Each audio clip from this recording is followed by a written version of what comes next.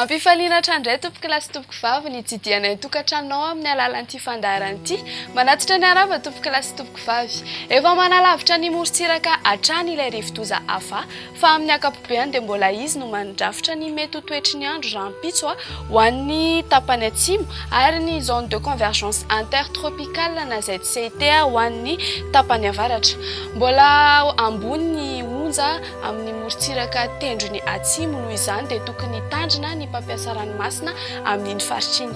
Dia izao manaraka izao ary ny mety ho toetry ny andro ho an'ny rapitso. Ny maraina dia azo sisan'oram-baratra ny aty amin'ny morontsiraka avaratra andrefana. Norana tandrifon-drahona kosa ny aty Analanjorofo Atsinanana Vadifafitofinany ary Atsimo Atsinanana. Sisan'izay moa dia ifandimindimy eo ny rahona sy masoandro.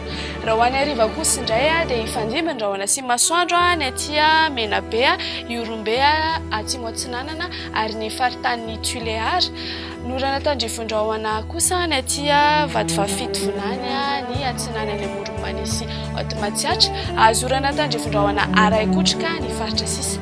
Raha ny maripana voavinavina ho any rapitso indray ary 12 degré Celsius hitantsika aty Avakinankaratra. Ary ny ambondrindra kosa indray dia somary nahitana fiakarany kely 13 degré Celsius hitantsika aty Mahevatanana, Morondava ary Toliaraty.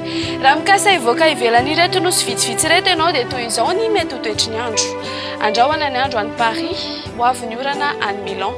No endrika tandrifon-drahona izany any Maurice, Seychelles ary La Réunion. Azorana tandrifon-drahona Araikotrika ny any Comores sy Johannesburg. Ifandimby ny rahona sy masoandro any Nairobi ary balika be ny masoandro any Bangkok. Ho any rapitso ary ny masoandrontsika dia hiposaka amin'ny 5 ora mahery 20 minitra raha toka iletika amin'ny 1 ora mahery 20 minitra. Izay indray ary no azonao rosaonao tamin'ity alina ity makasitraka anao nanaraka ny fandaharana hatramin'ny farany. Veloma tompoko.